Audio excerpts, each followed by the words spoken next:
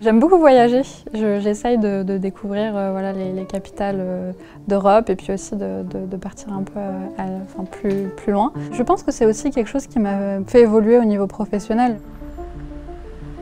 Pour des formations ou des échanges au niveau européen, on peut être amené à aller soit à Athènes. Le mois prochain, je vais à Bruxelles.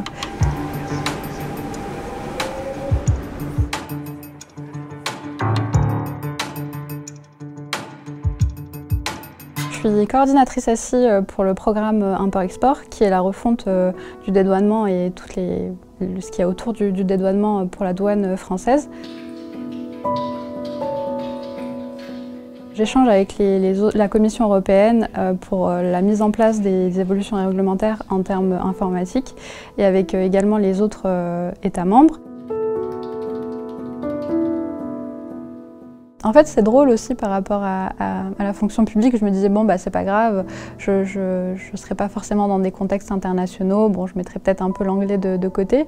Puis finalement, j'ai eu un poste où j'échange régulièrement avec les autres États membres et la Commission, donc c'était plutôt positif.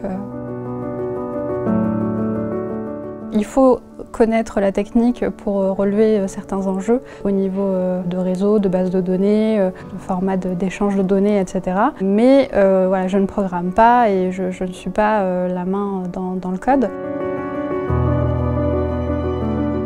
Après mon bac, j'ai fait une licence économie et gestion option monnaie et finance.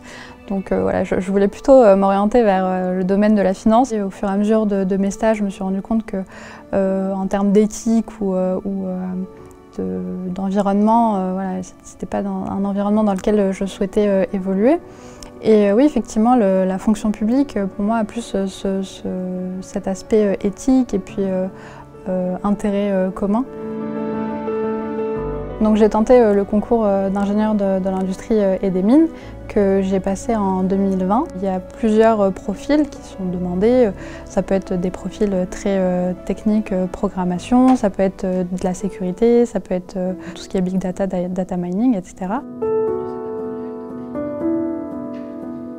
Je trouve qu'on a des métiers très intéressants, que ce soit à la douane, à Bercy ou dans d'autres ministères, et encore plus dans les métiers de la tech. Voilà, il y a énormément de possibilités, de postes, de sujets plus intéressants les uns que les autres. Donc voilà, s'il y a un message à faire passer sur cette vidéo, c'est voilà, n'hésitez pas et il ne faut pas garder cette image-là de la fonction publique un peu vieillotte.